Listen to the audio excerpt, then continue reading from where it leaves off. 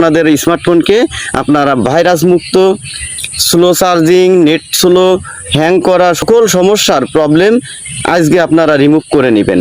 যারা মনে করছেন যে এটা ফেক ভিডিও, অবশ্যই তাদের উদ্দেশ্য করে বলি, ভাই ভিডিওটি না দেখে আপনি লাইক কমেন্ট করবেন না। আপনার প্রপারলি আপনি চেক করে নিয়ে তারপরে আমার ভিডিওতে একটা লাইক, গঠনমূলক কমেন্ট, ভিডিওটি টাইমলাইনে শেয়ার করেই দিয়েন। চলুন দেখা যাক কোথায় সে অ্যাপ্লিকেশন। তাহলে আপনি কি করবেন, সর্বপ্রথম আপনার প্লে স্টোরে চলে যাবেন।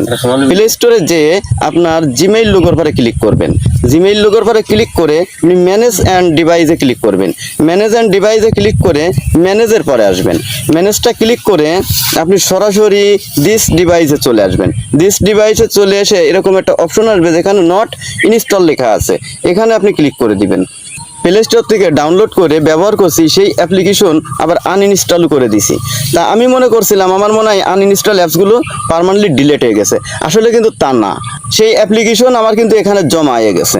সম্পূর্ণ আমি আপনাদেরকে দেখাতে পারবো না, ভিডিওটি অনেক বড় হয়ে যাবে, তো আমি 3-4টে রিমুভ করে দেখাবো। এই দেখেন, ডিলেটের চাপ দিলাম, রিমুভ হয়ে গেল, অ্যাপ্লিকেশনটি কিন্তু রিমুভ হয়ে গেল।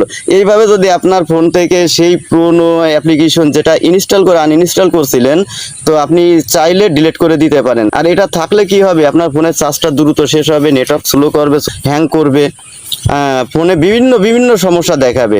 তো সকলকে ধন্যবাদ। ভিডিওটি ভালো লাগলে একটি লাইক, কমেন্ট ও শেয়ার করে দেবেন। আর পেজটি ফলো করে না থাকলে এখনই ফলো করে দিন।